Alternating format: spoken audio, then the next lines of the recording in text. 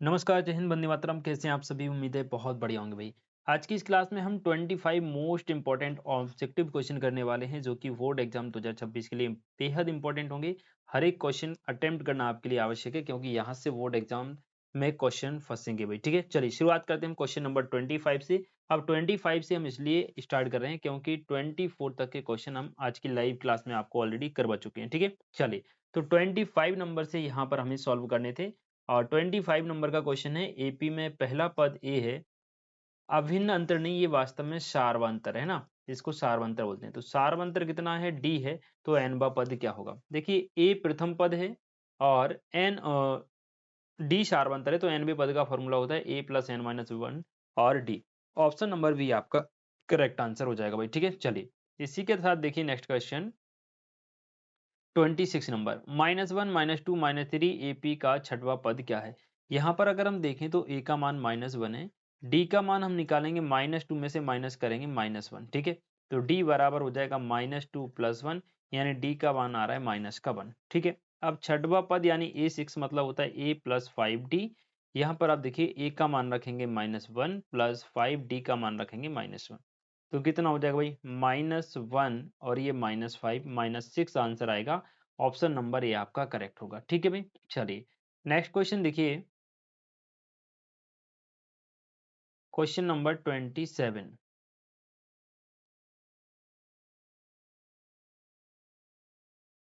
देखिए एपी में तीसरा पद 7 है, सार्वंतर 3 है, पहला पद कितना होगा?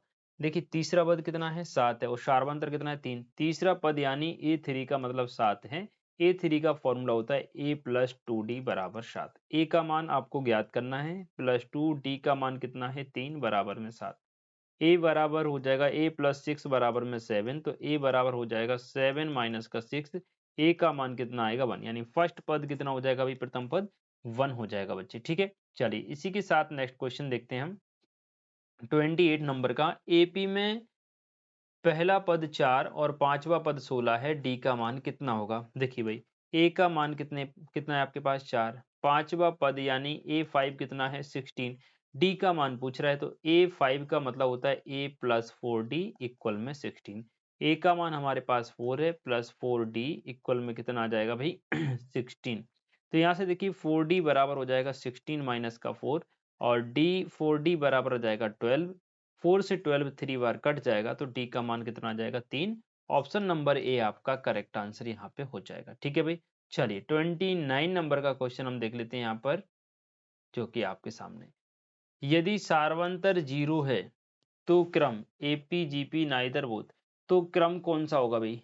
यदि सार्वंतर क्या है? 0 है, तो क्रम एपी होगा, जीपी होगा, नाइदर होगा, बोथ होगा। यानी वो जीपी भी बन सकता है, गुणोत्तर श्रेणी बन सकता है और समांतर श्रेणी भी। ऑप्शन नंबर डी आपका करेक्ट हो जाएगा भाई। ठीक है, चलिए किसी त्रिभुज के तीनों कोणों का योग कितना होता है? देखिए कोई भी त्रिभुज हो उसके तीनों कोणों का योग हमेशा कितना होता है? 180 डिग्री, यानी कि 180 डिग्री इसका करेक्ट आंसर होगा। ठीक है, क्वेश्चन नंबर 31 है, समद्विबाहु त्रिभुज की दो भुजाएं कैसी होती हैं? बराबर होती हैं। ऑप्शन नंबर ए करेक्ट हो जाएगा।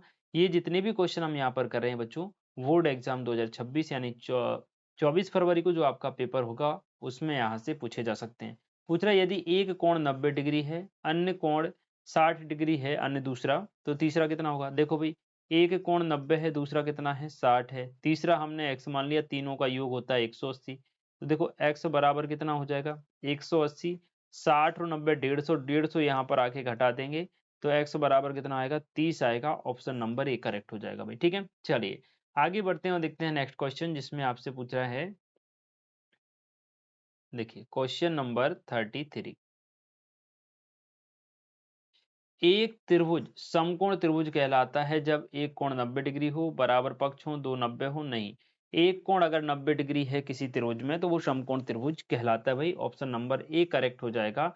देखिए बिंदु 3,4 और 7,3,7 के बीच की दूरी, दूरी का सूत्र होता है √x2 - x1 का whole square plus y2 - y1 का होल स्क्वायर, y2 - y1 का होल स्क्वायर। अब देखिएगा √x2 - x1, भाई x2 - x1 माने 3 में से 3 घटाओगे कितना आएगा? 0 का वर्ग, प्लस 7 में से 4 घटाओगे 3 का वर्ग, तो √3 का वर्ग 9, 9 का वर्गमूल 3, ऑप्शन नंबर ए करेक्ट हो जाएगा 3। क्लियर है भाई? हाँ जी, आप अपने आंसर कमेंट सेक्शन में मुझे बता सकते हैं। और अब हम बात करते हैं नेक्स्ट क्वेश्चन की। यदि एक्स मूल बढ़े तो बिंदु ऊपर दाएं बाएं कहाँ बढ़ेगा? हाँ जी, एक्स मूल बढ़े, एक्स मूल बढ़ने का मतलब ये हमारा एक्स अक्ष होता है, ये वाई अक्ष होता है, ये जितने भी मान होते हैं एक्स अक्ष के होते हैं।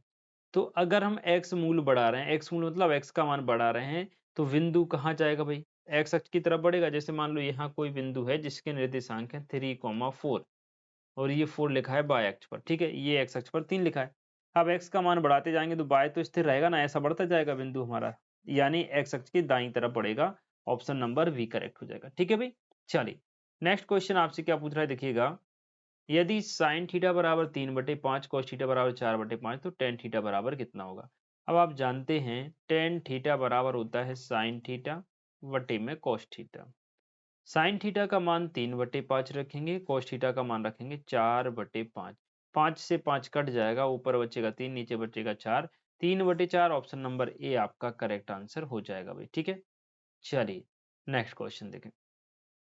कॉट थीटा बराबर 8/15 है, तो साइन थीटा बराबर कितना होगा भाई? हाँ जी, देखिए कॉट थीटा बराबर कितना है? 8/15। साइन थीटा आपसे पूछ रहे हैं। अब कॉट थीटा का मतलब होता है आधार बटे लंब, आधार बटे लंब। आधार का मान है 8, लंब का मान कितना है? 15 है।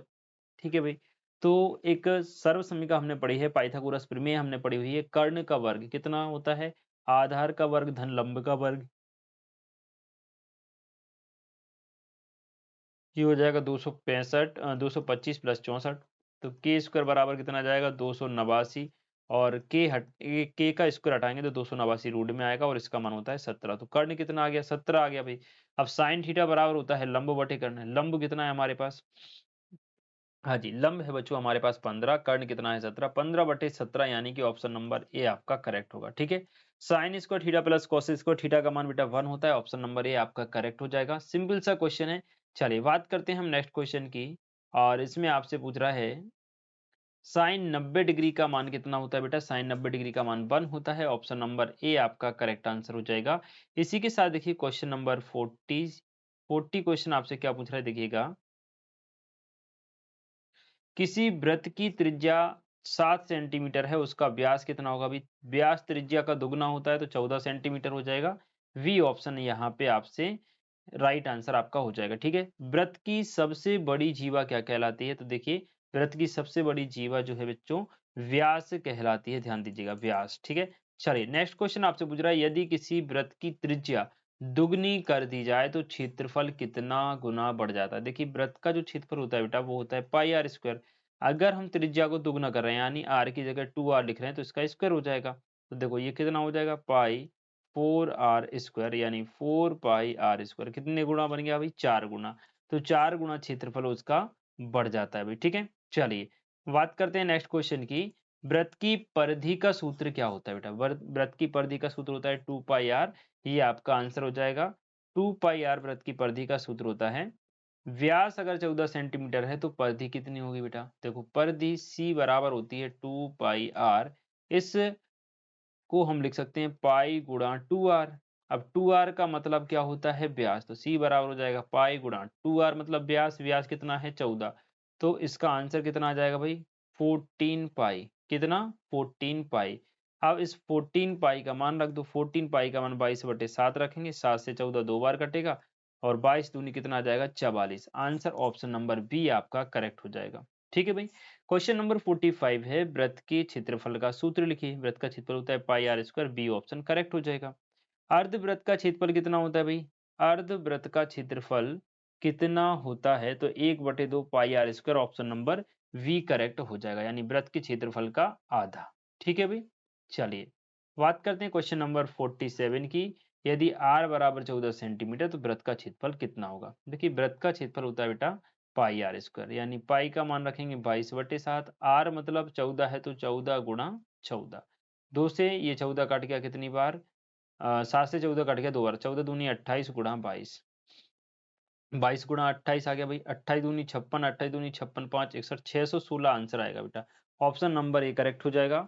चतुर्थांश वृत्त का क्षेत्रफल कितना होता है? वही देखिए वृत्त का क्षेत्रफल होता है पाई आर स्क्वायर, चतुर्थांश माने 1/4 हिस्सा, तो पाई आर स्क्वायर अपॉन 4 आ जाएगा बेटा, 1/4 pi r square, option number C correct होगा। चलिए, क्षेत्रफल की इकाई क्या होती है? सेंटीमीटर, सेंटीमीटर स्क्वायर, मीटर या मीटर प्रति सेकंड। तो क्षेत्रफल की इकाई होती है बेटा सेंटीमीटर स्क्वायर, मीटर स्क्वायर। तो मीटर स्क्वायर तो है नहीं, यहाँ पर क्या दिया है? Centimetre square. यही आपका करेक्ट आंसर होगा। ठीक है बेटा, चलिए क्वेश्चन नंबर 50 देखेंगे। घन का कुल पृष्ठीय क्षेत्रफल कितना होता है? घन का कुल पृष्ठीय क्षेत्रफल कितना होता है? 6a square. वक्र पृष्ठीय पूछते तो क्या लगाएंगे? B option. ठीक है, फलक का क्षेत्रफल पूछे तो कितना क्या लगाएंगे? ए स्क्वायर। लेकिन कुल पृष्ठीय मान है 6a स्क्वायर, ऑप्शन नंबर सी सही हो जाएगा।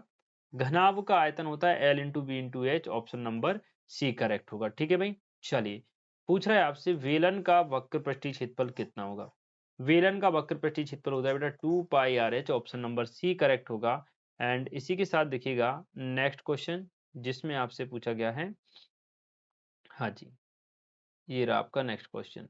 गोले का आयतन कितना होता है बेटा? गोले का आयतन होता है 4/3 pi r cube, option number C correct होगा। इसी के साथ देखिए आप नेक्स्ट क्वेश्चन, अर्धगोले का आयतन कितना होता है? तो अर्धगोले का जो आयतन होता है वो 2/3 pi r cube, option number B हो जाएगा, गोले के आयतन का दुगना। ठीक है, चलिए नेक्स्ट क्वेश्चन आपसे पूछ रहा है, आंकड़ों का औसत क्या कहलाता है? आंकड़ों का औसत क्या कहलाता है? तो आंकड़ों का औसत बेटा माध्य कहलाता है, ऑप्शन नंबर ए करेक्ट हो जाएगा।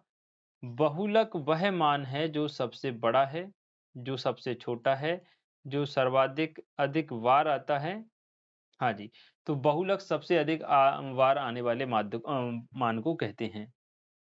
माध्यिका ज्ञात करने के लिए आंकड़ों को जैसा है वैसा रहने देते हैं, घटते क्रम में लिखते हैं, बढ़ते या घटते क्रम में लिखते हैं, तो बढ़ते या घटते क्रम में लिखते हैं, ऑप्शन नंबर सी आपका करेक्ट हो जाएगा बेटा। ठीक है, चलिए पूछ रहा है यदि प्रेक्षणों की संख्या विषम हो तो माध्यिका कैसी होगी?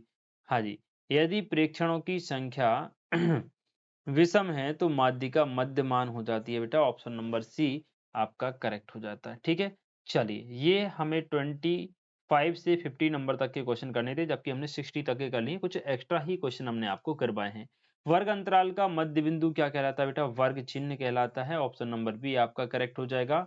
और एक लास्ट क्वेश्चन और आई थिंक बचा हुआ है यहाँ पे, तो हम देख लेते हैं। बस 59 क्वेश्चन थे, ठीक है ना बेटा?